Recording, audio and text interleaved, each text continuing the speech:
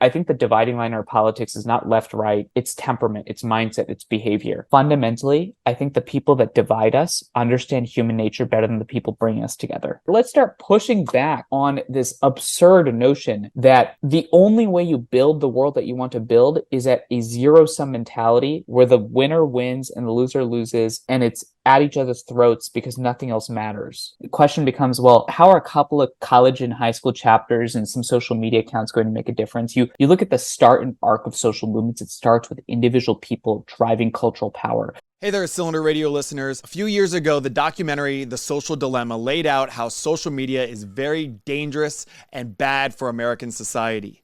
But if you want to use social media to make yourself better, you can check out my free download, The Social Solution, on cylinderradio.com/social solution.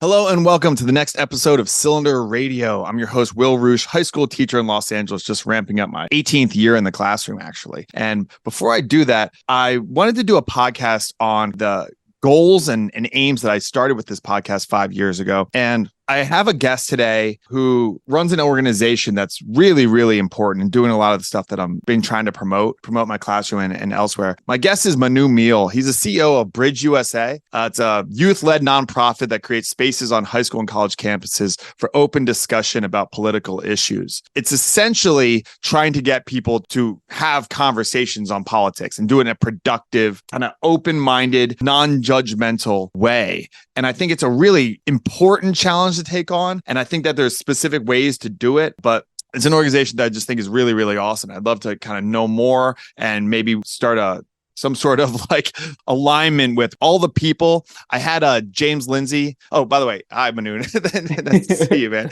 I had James Lindsay on the podcast years ago, like 2019, early guest. And we were just talking about school specifically with like ideological leanings and stuff like that. And he was talking about, he's kind of a nerd. So he's talking about like Voltron, like we need to form Voltron, like all these people in this different space that are trying to bridge the gaps and are trying to, find like conversations. There's not a whole lot out there. And I think that the more that we can kind of like all kind of come together and work with each other for this common goal, I think the better. So I'm really excited to talk to you and connect and see what BridgeUSA is up to. Thanks for coming on the show, man. Yeah, no, thanks for having me. And I'm resisting not saying Mr. Roosh. If my high school teachers knew that one day I'd be having a pleasant conversation with a high school teacher about something I was up to, they'd be like, man, you really picked yourself up by the bootstraps.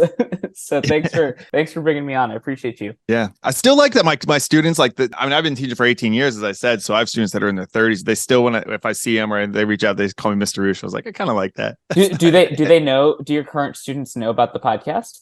Yeah, they do. But I do separate the worlds as much as I can. Sure. Just because it is, somewhat controversial and stuff like that. It's a little uncomfortable, but also I want my students to feel like they are the priority more so than my Instagram or something like that, because they are, but they're aware of it for sure. I gotcha. Well, you got to get them to start a BridgeUSA chapter. That's how we merge. That's the bridge between the two worlds. Absolutely. So tell us a little bit about it. I mean, I gave the kind of like, white card or whatever that is, white paper stuff. Yeah. How did it get started? How did you get associated with it, and kind of what's the goal and why? Well, I bet a lot of listeners, and I think you could totally relate to this. I mean, given your background, just like you, I did not start off in politics or any interest in like democracy or bridging or any of this stuff. Frankly, my life would have been a lot simpler otherwise. I was actually a pre-med student. I was into bio. And essentially what happened was my freshman year, so I went to high school in Lexington, Massachusetts, so outside of Boston. I moved around a bunch throughout my life. I moved out to California to go to school at UC Berkeley. And literally my second semester of freshman year, we had this speaker come to campus named Milo Yiannopoulos, and he was this sort of like right-wing provocateur. He's kind of dropped off the map a little bit, but in 2017, 2018, he was sort of in the zeitgeist. And I remember walking back from my math seminar, right? And there were these helicopters flying overhead. There was these protests in the distance. And I was like, it's Berkeley. It's just another protest. No big deal. We love protests. We protest everything. Turns out as I was walking past this cafe, inside this window was smashed in. Inside CNN, UC Berkeley students protest free speech. And what was crazy was not just that the campus was on CNN, but the television crew filming that was standing right next to me. And that was like the breaking of the fourth wall. If you look at the start and arc of social movements, it starts with individual people driving cultural power. For me, that was like that moment where I felt no longer like I was just spectating American politics. I felt like a part of it. And from there, the next day, me and some random people got together and we said, hey, the campus community is hurting. Let's just create a little space for the people that invited Milo, the people that were protesting Milo, the people that came in from the outside community, the school staff, the administrators. Let's just get them to have a conversation. And turns out that people actually like to have conversations across difference when you can make it a structured, safe, productive setting. And that's what started Bridge Berkeley. And from there, it went on to other campuses and it became BridgeUSA. Wow. So let's touch on that for a second, Yeah. because Milo Yiannopoulos. So people, I mean, it's so fast how the news cycle goes Sure. through, but he was like really famous. I mean, he was almost like an Andrew Tate Oh, yeah. type of like That's thing. a good way to put it. Yeah. Yeah, but he was canceled. I mean, in a way of like, you know, he was one of the first people to, him and like Alex Jones maybe were like taken off of every platform and everything for what he was saying. He was like very flamboyantly gay, like right winger who would say all kinds of, you know, kind of wild, provocative things and kind of like, you know, triggering things and stuff like that. What's your take? Because that's kind of at the nexus of this stuff. What was your take on Milo and how he was kind of handled by the establishment, I guess, for lack of a better term? It's a great question because the genesis of BridgeUSA was that incident. And oftentimes when we're asked that question, it's difficult because I think it begs a prerequisite, which is what is the type of society we want to live in? Right. And currently there's a presidential candidate running on the Republican side named Vivek Ramaswamy. And, you know, I disagree with a lot of his substantive policies, but I recently had a conversation with him. And one of the things that he says is that a measure of a society, a measure of a free society is how many people are willing to say what's on their mind in public. And I found that really interesting. And so I applied that standard to Milo. And I think about this, and here's where I think somebody like Milo can be handled the way it was actually handled that moment is I think Milo, frankly, has zero intention of actually starting a productive conversation. I think what we're doing in society right now is we're conflating this line between open-minded, productive dialogue, even if they're saying controversial things. Controversy itself is not a reason to cancel something, but the way, the how, the method by which we're expressing, the way we're engaging difference, that's what matters. And so when people often asked us after that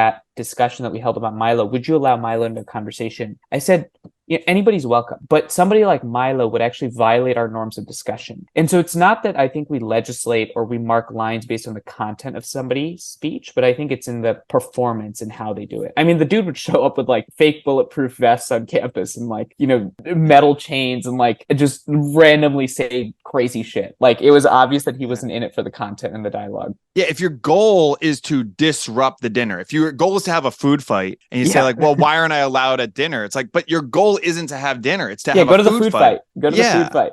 Yeah. So like just go in with those clear intentions of like, but if you say like, I'm here to eat and then I invite you to the table, to stick with this metaphor, and then you just start throwing mashed potatoes and biscuits, and it's like, then you're actually disrupting the whole thing. If you're actually here to discuss ideas, and it's those people are tricky. Those like really provocative, you know, provocateurs or whatever, they're tricky because they do say things that can contribute to the conversation, to have a good dinner conversation, so to speak. But then they also enjoy throwing food because everyone looks at the person who's throwing food, and that gets them a lot of like social clout on social media and stuff like that you can monetize and turn into things. So it's a really tricky thing when you have those individuals in the conversation. And I just emphasize your point of social clout. You know, it's where the food metaphor is excellent. Where it falls short is that in our current society, by throwing food, you also make more money. You make more money. To your point, you get more clicks, you get more likes, you get more currency. And fundamentally, the problem, Will, is that not only is that those people are tricky, but we're essentially living under a tyranny of the minority. Like those people are dominating the microphone. And I don't mean on the left or the right, I just mean across the board. And so the rest of us, like you and I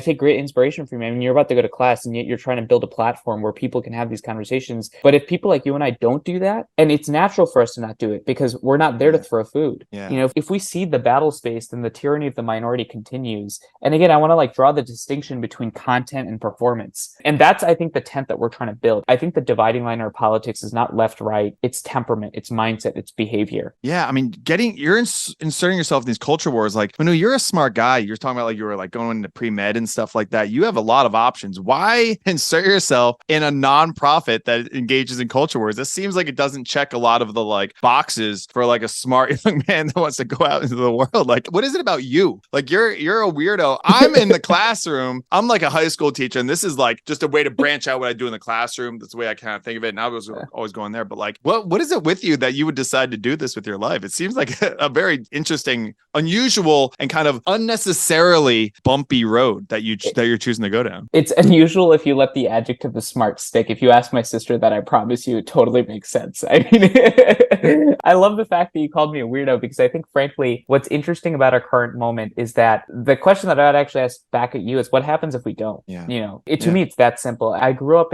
I was born, so my parents moved, Will, from India to the United States in 98. I was born in December of 98 in Central Jersey. I then went back and lived with my grandparents for 5 to 6 years in a village outside of Delhi, northeast of Delhi, in a state called Haryana, while my parents lived in the US. And then I lived on and off and came back here and then moved every 2 years until I went to college. And I mean, whether it was growing up in Staten Island or growing up in that village or, growing up in Boston, growing up in different levels of affluence over life, meeting a whole different bunch of people. I mean, essentially what makes our society tick, what allows us to be who we are is this amazing multiracial democracy that allows us to express ourselves. I mean, this thing, America, is by, I think, many estimations, the most ambitious experiment in the history of humanity. Imagine if I told you that there's a society out there, 330 million people, all who look differently from themselves, that are heavily armed, living in harmony and peace, trying to make it work. Like, I have the chance to try and do my small part in pushing that forward. I mean, that's awesome. And one other thing I would say is pre-med. I mean, right now, you see this, I'm sure you see this in a high school classroom, problem that we're trying to address of polarization, of a breakdown in our discourse, the norms.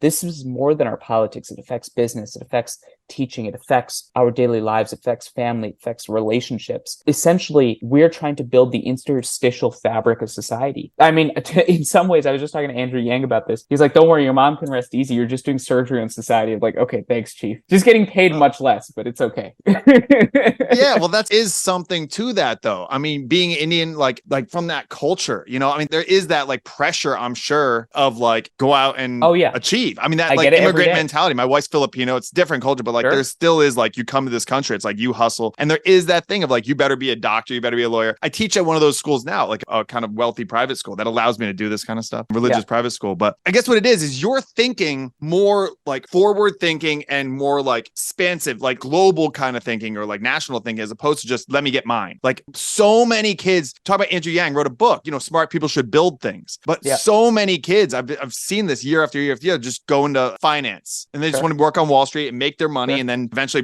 buy an Audi and get the nice parking spot. And like they're not really thinking as deeply as I think that you are about like, what is this all for and where is this going to go? And are we just like polishing the railings on the Titanic type of thing? Well, I was at university, I think it was 4 or 5 weeks ago, and I was talking to high school students from across the country. In fact, there were students from the territories there were students from all over the place. And one of the kids stood up and they asked me, like, don't you like, how do you fight the desire to go out and go work in finance? I mean, I almost worked in venture capital, and I'm like, don't worry, I'm fighting it every day. I mean, the secret is that those desires will always exist. But for me, it's very simple. I mean, we're on this earth for maybe 80, 90 years. I mean, judging by life expectancy, it's getting up to 90. And then that's it. One of my mentors said, pick your favorite historical figure, anybody. It can be a business, whatever. And I was like, okay, I was a history nerd. I was like Abraham Lincoln. One of my good friends, he was very much into business. He said JP Morgan. Somebody said Alexander the Great. They're like, fine, take Alexander the Great. In the book of human history, he maybe gets 2 paragraphs, maybe. Yeah. So the point is that it's just about what are you going to do on this earth while you're here, and importantly, what makes you happy. Hey, if finance makes you happy, go do your thing. But the fact for me is that I think that it all breaks down if we lose our ability to communicate with each other, and it's very core to humans. We went from societies of 8 to 8 billion because of our ability to talk to each other, and right now we can't have that conversation. Yeah. It's a more broad thinking. Like I think you have your eyes open to things. I tell my students all the time, like, I just don't want you to be on autopilot. Like, think about why. I feel you. Just like, how old are your students? What seniors, grade? Mostly seniors. Mostly seniors. Okay. Yeah, so and do most of them go on to college? Yeah. Yeah. Okay. At the school I'm at now, most of them going to college, and they want to do like the elite schools. They want to get into those schools. They want to get into Berkeley. They want to get into, the UCs. They want to get into the Ivies and stuff like that. But if you ask them why, like, do you want to go to Brown to study under Glenn Lowry or something like that? They don't know what you're talking about. Mm-hmm. Like there's nothing like that. It's just one of the steps that you're supposed to take, and they're not thinking about each step. They're just kind of doing it. William DeReichowitz, I had in the podcast, I wrote a book called Excellent Sheep. Really good about just like these elite private high schools, about how they're just turning them into sheep. They're just really good at compliance. They're really good. Is this podcast video, Will? Yeah. Okay, Yeah, yeah. there's a book to your point that I recently read. Although I read a decent amount, so I feel weird saying I just found this. You might have heard it. It's called Man's Search for Meaning by Viktor Frankl, Absolutely. right? Yeah, it's required reading for my civics class. I have. Oh yeah. The Yeah. funny thing is the way I found out about this book was through a culture war issue. But Oh. I was watching some like Fox News clip on Twitter, and they reference this book, and there's a line in this book that says that the fundamental change that Victor had when he was in the Holocaust camp in Auschwitz was when he asked the question, when he flipped the question of not what am I expecting from life, but what does life expect from me? And for me, when I answer the question, what does life expect from me? It's trying to maximize your talents, right? It's trying to make the most of where you are. And so again, if it is that finance point, great. But having the answer to the question, what is life expecting from you? That why is what matters the most, because that allows us to drive through those hardships. And I think everybody sort of comes around to in some way or the other. But I feel like my talent and my ability is not in the classroom. It's not an investment bank. It's not a venture firm. It's being out there in the communities trying to help people see that there's a lot more that binds us together. And so that's what I'm going to do. You've thought about this a lot, I can tell, but like, how do you resist? It's nice to have nice things. And I'm guessing a lot of your peers from high school, from UC, from Berkeley, like they're out there, they're making cash now. They're buying this cool stuff. They're going on cool vacations. They're doing neat things while you're just like, hey, you're you work for a nonprofit. You're trying to do the good thing, but like, how do you resist that? Because I think that's a good thing for young people to hear is like, how do you resist the idea of like, I'm just going to go out and I'm going to try and make my 6 figures 2 years out of graduation. I'm going to do this. I'm going to eventually make partner. And while you're talking to high schoolers and stuff like that, Manu, now your old roommate is out there, driving around. He's like, oh, I'm going to get this Bentley or something like that. That's hard. How do you, what advice do you have for how to get there? And that it actually is the right path for at least some people. So in high school, I was this very, and these are just phrases for me. I felt insecure about these things. It doesn't matter what somebody else thinks, but I was very chubby. I was super introverted. I didn't know how to play any sports. I was pretty insecure, and my entire existence was wrapped around trying to make good relationships with people and trying to just impress folks, right? That was basically what my outlook was. It was trying to impress people. And it was not impressing people, again, for myself, which is, I think, the point that you're getting at. It was trying to impress people because I wanted to feel heard. I wanted to feel validated. My home life was all right, but it was really just a constant sort of struggle. And so I was going to college. The funny thing was, it sounds like I did great getting into colleges, but I only got into 2. I got rejected from everywhere else. I got on the wait list at Berkeley. I barely made it into college. And also the funny thing is I barely made it out. They barely let me in and they barely let me out. So I barely got in. In fact, the funny thing is I now live in the apartment. I didn't even get into the normal Berkeley program. They shipped my ass across the bridge into San Francisco, into the overflow building. Berkeley's across the bay. So there's a giant bay of 3 miles that separates the 2 places. And I now actually live next to that building, which is really funny. I got into college, and I wrote to myself, I said, I want 3 things. Again, it was all about impressing, right? So I wanted to get on the Forbes 30 under 30 list. I want to be held in high esteem for my closest friends and closest relationships. And finally, I want to do something where I can put my head on a pillow and say, I grinded and I made it happen. Like, I'm proud. But all 3 of those things were very external focused. Fast forward, I graduate college. Now it's my second year, 2021. I made it onto the Forbes 30 under 30 list at 22. Almost everybody that knows me would probably put me in some sort of leadership capacity, even though in high school I never had any of that. And 2021, I was putting my head and I was being like, I work hard. I feel proud of this. And yet I was incredibly unhappy. I felt unfulfilled. It was actually one of the hardest years, I would say, of my life, even though I felt like I had everything that I'd asked for. I tell that story not to gloat and brag, but to get exactly at your point, because it forced me to ask the deeper question of like, why, right? It was for me, it was like the shattering. And when I was talking to those high school students, I tell a story all the time, and I'm like, and I'm still figuring it out. I'm 24. Who am I to say I figured it out? One thing I've learned through a lot of quick successes and a lot of quick failures is you have to be content with what it is that you want to do and why it is you want to do it. All of us reach a point where we've accomplished, almost in some ways accomplished things that we wanted to have accomplished, and there's still that little urge. That's the way that I think about it. Wow. Yeah, I mean, the fact that you are always like tapped into this is not fulfilling me, because you figuring that out in your early 20s is a really important thing, because I think a lot of people figure that out kind of like almost like too late. Like they're already in this career, they're already locked in, they already have a whole bunch of responsibilities. They already have whatever, kids and a wife and a house and a mortgage and a country club membership or whatever it is. That's like, oh, it's almost too late. Now I got to stick with this thing that's unfulfilling, and I don't have the luxury almost to kind of look elsewhere. Yep. Yep. The stuff that you guys promote about like open inquiry and ideological diversity and constructive engagement and stuff like that, it's really important stuff that people say. They do like the recognition with like what they say, but to actually go through it, they say like, I love, open conversations about politics and blah, blah, blah. But when it comes down to actually doing it, it's really uncomfortable to break out of your ideological echo chamber. It's really comfortable. We're tribal animals, so like it's comfortable to be around people that agree with you, that if you say this is your stance on abortion, immigration, guns, whatever, to have everyone be like, yes, that's right, high five, that's really comfortable. And to be around people that say like, you're missing a whole bunch of gaps in your thinking in this is really disruptive, that maybe I built myself up with these ideas that are not aligned. Like something that's really, that I talk about a lot on here is like, you're not your ideas, but people think they are their ideas, where actually you're just a person that holds these ideas, and those ideas are malleable and they can change and things along those lines. But how you identify in today's day and age, isn't just like gender and race and stuff like that. It's also the ideas, the political ideas. So challenging that's really disruptive.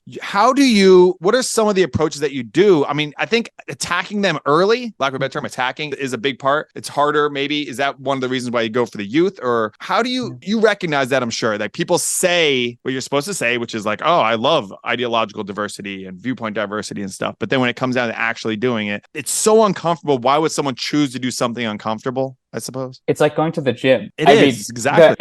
Today in the morning, I was like, yesterday night, I went to bed. I was like, I'm going to go to the gym. I really want to go to the gym. And today in the morning, I woke up. I was like, shit, I don't want to go to the gym. I went to the gym, but that's only because I know that the last 300 times I've gone, I felt good after, right? We're essentially selling people broccoli. That's the problem. And I think for me, it's doing 3 or 4 things that are necessary. And it's simply the way that I get myself to the gym. The first is I think we have to make this stuff interesting and exciting. As you said, right now, people live in a moment where you get clicks to disrupt. You get clicks to burn stuff down. Every social incentive points to disruption, and 0 social incentive points to cohesion. We have to make it interesting. Like you being out there, us being out there, us showing that young people across the country are doing this. That's what gets people going. Number 2 is I think people right now, we have to meet people where they are. I think there's 2 broad categories of people listening right now in 2 broad camps. I think the first camp are people that frankly were like me, that have kind of checked out and don't really care. They're pretty informed, but they like, this stuff is a little too much. I don't want to touch it. I would say that's the majority of people. And the second camp of people that are deeply dissatisfied and want to change things, both on left and right. There's an undercurrent of change. There's an undercurrent of disruption. So we have to say that talking to each other, conversations, listening to each other, that's a theory of change. Like to build the world that you want to build, you have to be able to convince people to talk to each other.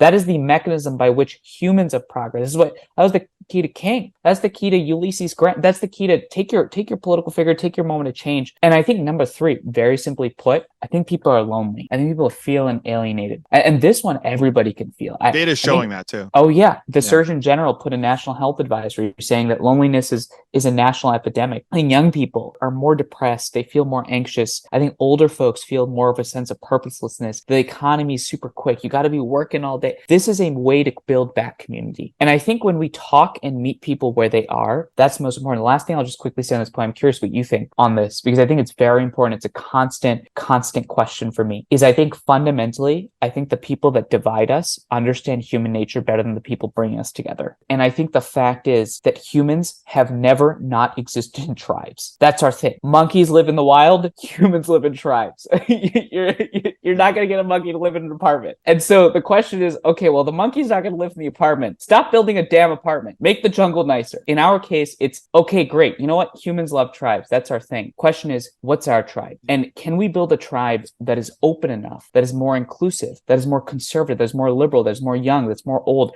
where you not being in the tribe is not our choice, it's your choice. I think we have to build the biggest tribe possible and then fight on a tribal level about our principles. And I know that's a little controversial, and it's almost like, how do you hold the principles around that? But I think it's fundamentally, again, as I said at the start of this, the divide is not a divide between left, right. I think it's a divide between temperament, mindset. Yeah. That's how I think about it. Yeah. I mean, that's really interesting, because I talk to like Uber drivers or whoever, waiters or whatever. Man, and when I sit down, and they're all kind of agree with like, everybody's on the same page. When was the last time you talked to somebody and they're like, you know what? I love how divided we are. I wake up in the morning, I want to fight someone.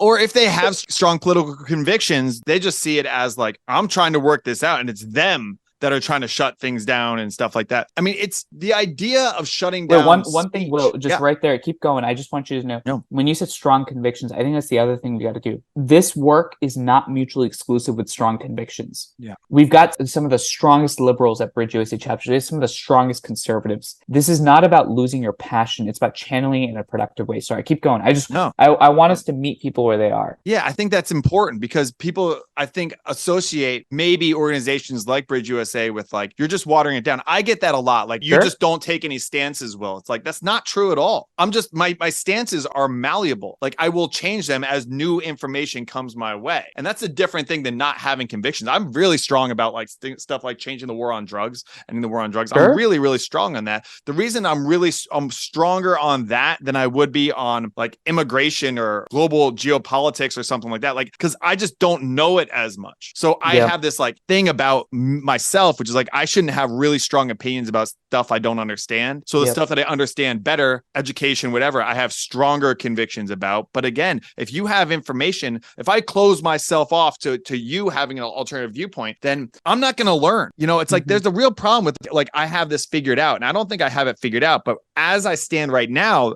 I believe this is the right path for us forward. But you can change my mind, not Steven Crowder way. I don't think he has interest in actually changing his mind. I actually do. You can change my mind, but that's going to happen through conversation. If you're willing to engage with me and say, here's why I think the war on drugs is really, really important and we should keep it, and we should keep, you know, marijuana Schedule I drug and stuff like that. I want to hear what you have to say. And I've sought those people out and those arguments out, and they just haven't really developed for me. So I'm like, all right, well, then I'm going to stick with where I stand. But that willingness to challenge it is going to just develop my ideas better. And don't you want better ideas? Isn't that the whole point, is to have the best ideas? Those of you that are really strong ideologically, isn't that because you believe it's the best? Like being very left, being progressive, being conservative is the best? Well, challenge that then. Like, how much confidence do you have in that idea? You know what I'm saying? I know exactly what you're saying, but Mr. Roosh, the feeling of just being confirmed about my ideas by the people that are closest to me is so nice. It's so comforting. It's that junk food is so nice. You know, I don't want to go to the gym. What you're saying is I want to stay cuddled up in my warm blanket. That's what I want. And the thing is, you know, it's funny you say that when you have those conversations with people, you do have strong convictions, but they still are open to dialogue. Now let's put ourselves in the shoes of somebody that disagrees with what we're saying, right? Yeah. And I can already hear it, because I'm spending 90% of my time thinking about why this stuff won't work. And one of the reasons why it won't work is because right now there's a moment in society where there's a huge conversation on privilege, right? And the conversation goes in a way like this, and I'm sure you've seen this in your comments and your social media feeds, which is, you can say that because you're a white male that isn't directly affected by criminal justice. You know, I can say that because I'm not a woman that has to deal with the repercussions of not having access to abortion. You know, you and I can sit back and have the freedom and the privilege to change our minds because we're not directly affected by an issue. So I want to give air to that argument for a second, because I can already hear somebody saying, well, that's why you can say it, is because you sit in a position.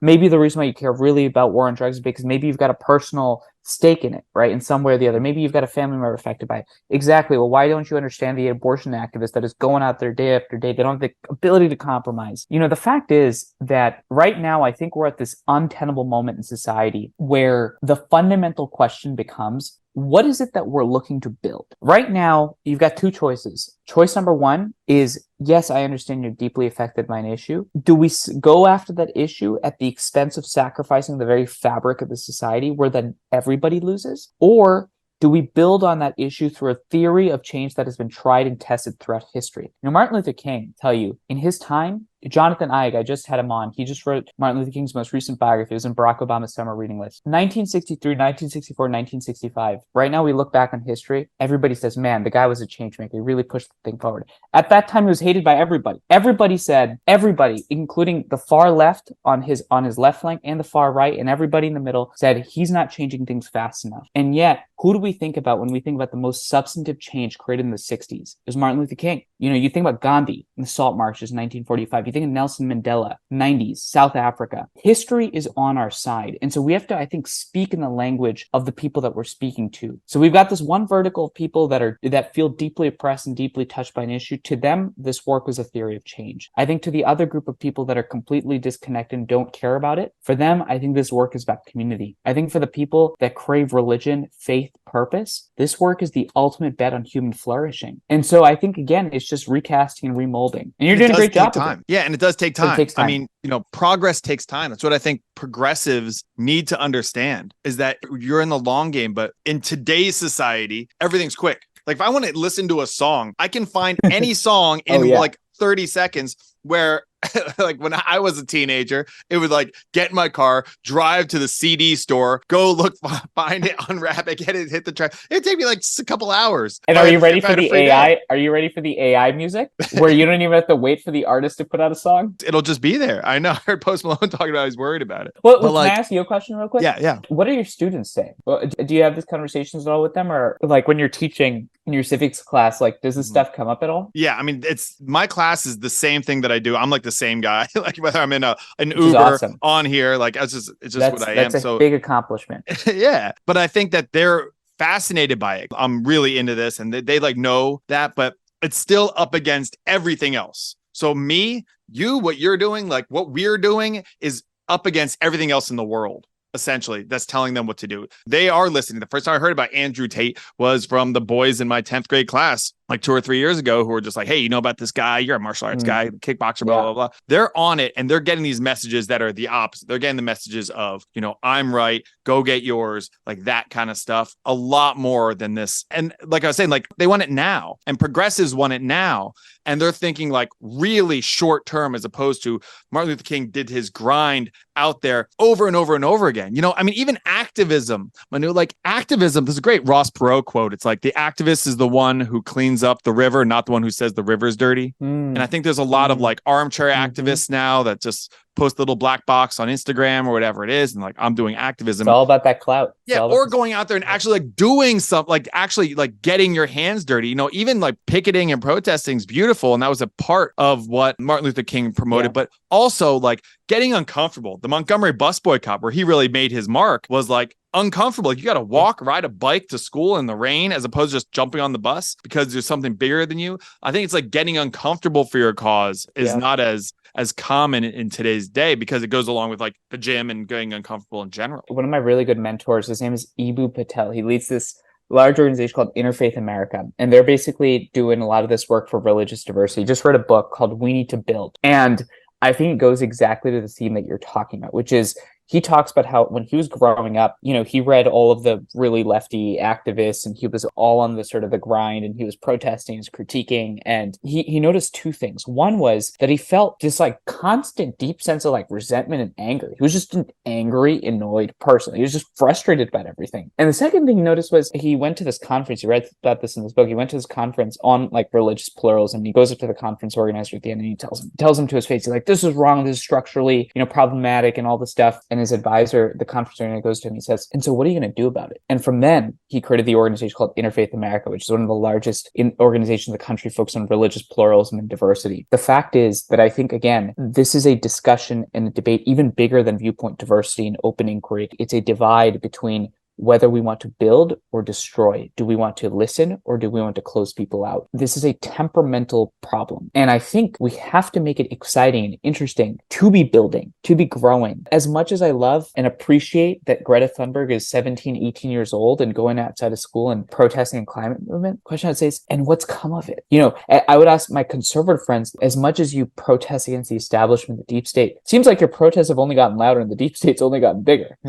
Let's start pushing back on this absurd notion that the only way you build the world that you want to build is at a zero-sum mentality where the winner wins and the loser loses, and it's at each other's throats because nothing else matters. And it's just unhappy civilization. And I'm scared that we're only going to learn the hard way. And that's really, at the end of the day, what drives me. It's like, imagine how tragic it would be if the greatest experiment in the history of humanity broke down because the people that were so connected to each other lost their ability to talk to each other. That's dumb. Let's go down a better way. Especially with all these channels. We have better channels than ever to connect with. I mean, I talk about social media. Social media, but people aren't being social. It's really, I did this like freebie that I gave on my website about social solutions evolution, kind of the social dilemma. It's like the other side of that. And it's like, That's interesting. I've learned so much from social media, Manu. Like, what is it like to be a MAGA hat wearing trans person or a blue haired feminist who's pro-life? Like, these are people I've had on the podcast and they exist. It's really, really interesting. And you can find them. Like, you have access to people here with access to all of that stuff. And what do? We just find the people that are just like us and just take those. Can I ask you a question on this? Yeah. Do you think it's human nature? Like, do you think we're up against because we also love to connect with each other, right? And we also love to be challenged. Like, what do you think? Why do you think that is? Yeah, I think it's probably a lot of things. What I tend to lean into, just like my mind, is like the evolutionary biology of it. Of you find people that are like you because that's your tribe, and then people that are different, that's a threat, so to speak, because it's like a different tribe. So like we're tribal, but we're also collaborative. Like I think John Haidt talks about how we're like 98% chimp and like 2% bee or something, because we do actually work. So cool. It's really cool. Like we work in a society where people who are, Trump supporters and people who are AOC supporters are all obeying stop signs and traffic signals, and they're not just like taking, like, it's actually a really cool hive that we got going here. It's pretty fascinating. And we're all have some level of agreed upon working on. But I think that when you get really personal, I think that's what it is. I think that you just go, well, this person's part of my people, my tribe. They're safe. Safe could mean a lot of things. It could be physically safe. It could be emotionally safe and ideologically safe or whatever it is. But anything that's a challenge, you're just going to want to lean back into your comfortable bed and your junk food. Yeah, I think that's a big part of it. It's almost the way you're describing it. It's about the norms, right? And the norms that we're incentivizing. Like you said, that Trump and AOC supporters are both stopping at the red light. By the way, it'd be really funny if tomorrow, like, we made the green light blue. I wonder what would happen then if it's just red and blue light. Putting that aside for a moment, imagine I'm not moving for that damn blue light. Yeah, or I'm going to drive through it. It's red. I'm going to drive right through it. Fuck it. MAGA, I'm closing my eyes. MAGA. So really quickly, just on this, I tested this out actually. So we had a team meeting and we were having a retreat. It was a spirituality retreat in Kalamazoo, Michigan in October. By the way, don't go to Kalamazoo, Michigan in October. It's freezing. So we go into this retreat. It's 7 a.m. It's cold outside. And I was like, every time we do a meeting, everybody shows up in shoes. I wonder what would happen if I was here. I was the first one here. I just didn't wear shoes. I wonder what would happen. So first person walks in, second person walks in. They notice I don't have shoes. One of them takes off their shoes, just natural. The next person takes it. So 3 of us don't have our shoes, right? And then 5 or 6 of them walk in, and they don't even think about it. They see no shoes, put the shoes away. That at the start I was like, so why is everybody's shoes off? They're like, oh, because I saw you have your shoes. Oh, you didn't have your shoes. You were barefoot. To your point, it's the hive behavior. And let me just apply this to politics real quick. After those Milo protests, we had this classroom. 15 of us are in this classroom. Professors are talking about whether or not Milo should be there or not. The student stands up. He starts protesting, yelling at the professor. This other kid gets up, starts yelling at the student. These two start fighting each other. Remind you of our politics. The other 13 of us are quiet. Now I'm like, man, this is really uncomfortable. I don't like this. Why is this? I look around, nobody else is saying anything. I'm like, well, I guess each of them must be on one side or the other. Everybody's okay with this. I guess I'm just gonna be quiet. We all leave the classroom. I start talking to one of them. They start talking to each other. I realized all 13 of us were just equally pissed. And we realized if one of us had just said something, we would have given each other the social permission to fight back. Yeah. It's just norms. Yeah. I think you're right. I think you're absolutely right. Yeah, you look for leaders, stuff like that. You mentioned Greta Thunberg, and I brought her up in my classes before, and I asked how many people are aware of who she is, and they all raise their hand. I say, how many of you are aware of who Boyan Slat is? They don't know. And I don't know if you're familiar with Boyan Slat. I don't know who that is. Who is that? That's what I'm saying. Like, so it's so interesting. So Boyan Slat, when he was 16 years old, he was a kid too. He went to Greece and was snorkeling. He saw more plastic than he did fish and said, like you say, what are you going to do about it? So he created the Ocean Cleanup Project, and it's the biggest ocean cleanup project in the world. Wow. And the Great Pacific Garbage Patch, which is like a giant island of plastic. I've heard of that. Yeah. It's almost gone now because of this kid who started when he was 16, and he's collecting thousands of tons of plastic up out of the ocean like every couple days. And he's recycling it, melting down, making cool sunglasses and stuff. He's making millions of dollars cleaning up the ocean. Yeah. And it's like, this guy is doing it. I think that the way I've evolved this is not that he's doing it and Greta's not. I think that Greta has a role. There is a role for someone to say, open up your eyes, guys, open up. But then there's also the role for the people who are in there with their sleeves rolled up, doing engineering cool shit and stuff like that. Like, they both need to, but it's easier to lean toward Greta because you go, oh, well, I can do that too. I can shame people people who are making bad decisions, Uh-huh. according to what I think is bad decision. If that doesn't she's supposed to be motivating you. She's like the rah, Yeah. rah, go, like, whatever, pep It's the person. marketing department versus the operations department. Yeah. And what are Right. you going to do? Like the You need both. operations are really important. Right now, but right now it's just all marketing. Right Yeah. now it's all marketing. Yeah. And so there's no substance. I think, Yeah. but that's cool. I'll check the guy out. Boy on Slot. Boy on Slot. Well, okay, Yeah, here's he's a another cool TED question for Talk you. and stuff. I know we're running up on time, but I'm just curious. What do you think makes somebody more inclined to be a Boyan as opposed to a Greta? And not passing Yeah. value judgments on either. I think they both, as you said, are equally important to that cause. But what do you think makes somebody more inclined to one or the other? Yeah, I've seen it's just different students, like just throughout the years, and some are just more active in what they're doing. Like I do a fundraiser at the end of every year where we gather resources to give to the Philippines, a small village in the Philippines. Been doing it for like 7 years. And it's really interesting, the kids that like stay after school and really hustle for that. Politically, it's very interesting. This is something, it's diverse, but a lot of conservative students tend to step up here. And I don't know if it's because like they have the stereotype of conservatives don't actually care about poor people or whatever it is, or they're more of like the they just don't have a or human whatever. heart. I don't know what it is. I don't know, but I see a creatures. lot of the conservative students that are like, who needs,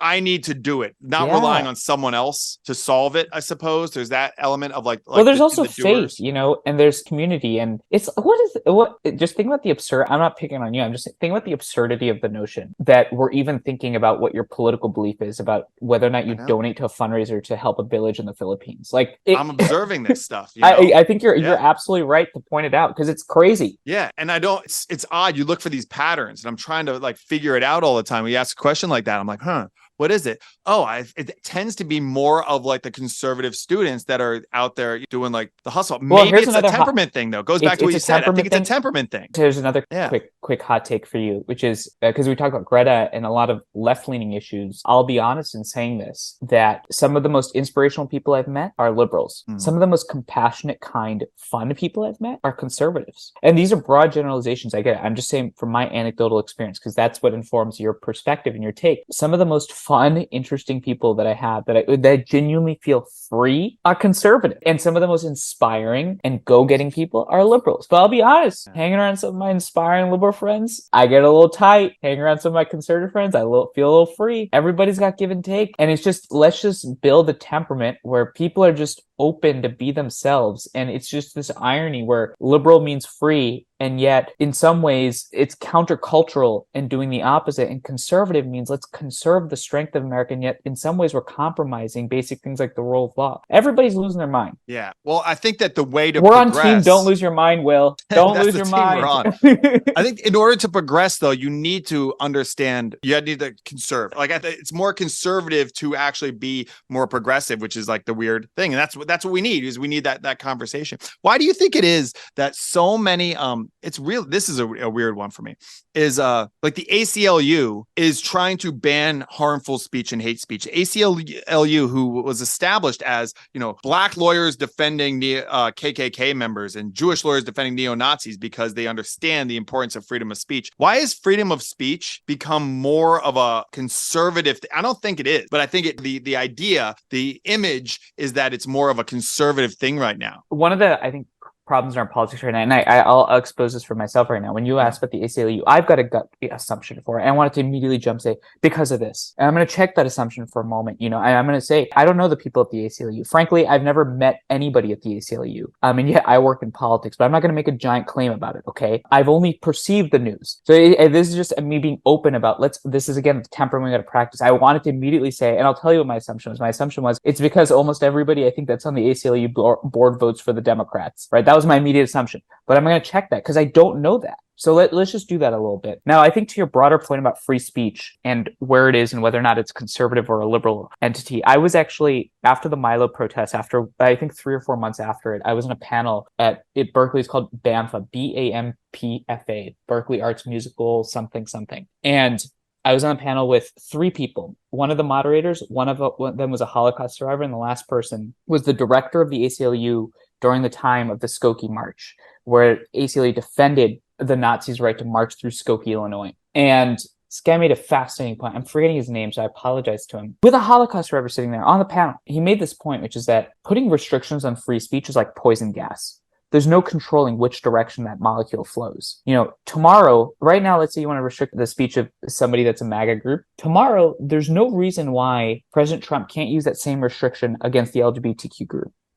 I think it's all about free speech. I think operates on the plane of cultural power. And I think the groups that have more cultural power, and I would say that I think those are more liberal groups, I think conservatives are more hard power. I think cultural power dictates which way free speech goes. 60s, anti-war protesters had zero cultural power. Free speech was the weapon for them. So let's not attack the weapon. Let's try to negotiate the culture. That's a great point. I think that's probably spot on. Yeah, that makes a lot of sense to me. I think there's an element of prevalence-induced concept change too, which is like, goal is to eradicate racism, and racism gets better and better and better than what it's like the goal of, essentially you're a nonprofit too. The goal, if everyone's getting along and having great conversations, the BridgeUSA is gone. So your goal is almost to like not be needed. And it's interesting Yes, to have these nonprofits where the goal is to go out of business. Oh man, not only is it to go out of business, but I'm ready to throw in the towel right now, Will. That's one of the other, by the way, it goes back to your earlier conversation. What's the secret to building and a lot of this growth and all that? I think one of the things that oftentimes dissuades young people like me from going out there and doing stuff is we just assume that everybody that's successful is always motivated, always on it. And one of the things that I'm learning, at least in my like very young, like premature adolescence, is that everybody's burnt out to an extent. Everybody's going to get into the extra gear. And so I want to be worked out of a job right now. Today, if you told me that you can go off into the Amazon and hang out and we've got to figure it out, oh, it's all good. And I wish more of our politicians did that. I think that would really help us. That's how I got involved in this stuff. I was like, what high school teacher is talking about this? I'm looking left, looking right. It's like, no one's doing it. I love what you're doing. And I guess I'll do it. When did you start? I would gladly did you start in not. 2019, you said? 2018, yeah. 2018? Yeah, I took started social media. And if you're so open to coming on our podcast, I'd love to really dig into. I'm like restricting and holding back all my questions. I've already gotten like 5 in, but I want to like ask like, why did you do that? Because I think that'll also help people that are listening to your stuff understand that I think the most important part of our job is to deliver that sense of agency that like you that's listening right now has more capacity than you think you have to affect culture. Because culture is a person at a time. And it doesn't have to be starting an organization or a social media account. It's in your local community. Like have the conversation with the doorman, the grocer, the Uber driver. Like that's where culture change starts. Yeah. How does BridgeUSA, let's just like now do kind of like a pitch, a setup for what you're doing so we can spread it out, because that's really important. My platform's not huge, but like you said, 1 inch at a time. It's bigger than it was 5 years ago. 5 years ago, it was just my classroom. Sorry? Every platform is a platform. Well, it was just my classroom. So it was just 25 kids, 4 times a day or whatever before. And now it's at least, now I have at least a couple thousand seeing what I'm doing on social media and stuff like that. A couple thousand downloads. Like that's not insignificant. When you're in a room with that many people, you're like, wow, this is a lot. It's just in our world of clicks and views and stuff like that. It's like, well, how many clicks and views do you get? So what's the process essentially? So people go to the website, they want to get a chapter at their school, their JC, their high school, their university or something like that. What would happen if they reach out to you guys, and how does this kind of work? Do you have like a team come in and like operate it? Or very simple. So, and let me take a quick step back. Right now, here's why you should even think about this. It doesn't even have to be politics. One, if you're somebody that listened to this conversation and you resonated with what Will was saying, which is, trying to find purpose, trying to find meaning. You want to put yourself in leadership opportunities. I think hands down, this is one of the most important leadership opportunities out there. Right now, what we need in society are people that are willing to build institutions that connect and stitch our fabric together. And number 2 is, let's say you're somebody that has nothing to do with politics, but just cares about making an impact. And you want to stitch together something that's incredibly useful and that's transformative, that's innovative, that's countercultural. I mean, we are getting people to talk to each other in an age where nobody talks to each other. And the most important and substantive changes in society have happened when you do something against the grain. This is against the grain, countercultural, patriotic, liberal, progressive, conservative work. And so if you're a student, very simply, go on the website, bridgeusa.org, submit a chapter form. I can even have our team reach out. You send it in a form and we'll set you up. All you need is one of you and a teacher. If you're a teacher,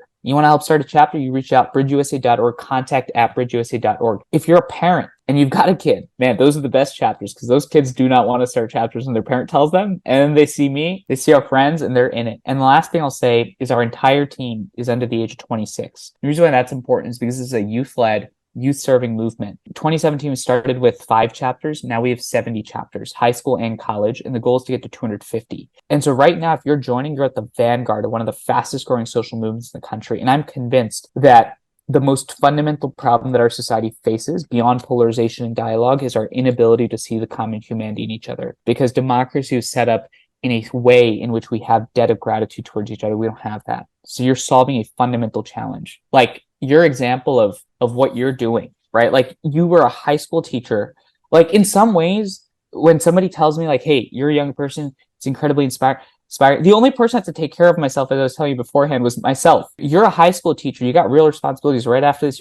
This is my full-time job. And so I just have to say that like what's incredibly inspiring for me is to see examples of people like you, because when we started in 2017, no one cared about this. The fact that people like you are getting out there shows that the cultural moment is shifting, and it's going to take one person at a time. So if you're listening again, you're at the vanguard of something very critical. Yeah, no, I appreciate that. I think that's why I tried to build this network of people who are doing things. You know, I was associated with Heterodox Academy. I worked with them for 2 or 3 years. They let go of their K through 12 program. They let go of their high school program. I think it's a real mistake, because the fact that you guys are attacking young really makes a difference, because if they're waiting till you get to university, you're already have at most schools, you're going to have some sort of indoctrination one way or the other. I know teachers that teach in Idaho, and they're getting pushed like a lot of right-wing stuff to see what's happening in Florida and stuff like that. And then I'm in California, so you're getting a lot of left-wing stuff. You're getting like these ideological pushes from the institutions, and you're not really equipped on how to think and challenge that and think outside of that and stuff like that. So I think that, you know, going after the youth and getting them to start this as early as possible is really, really important. I think that's really awesome that you guys are doing it, because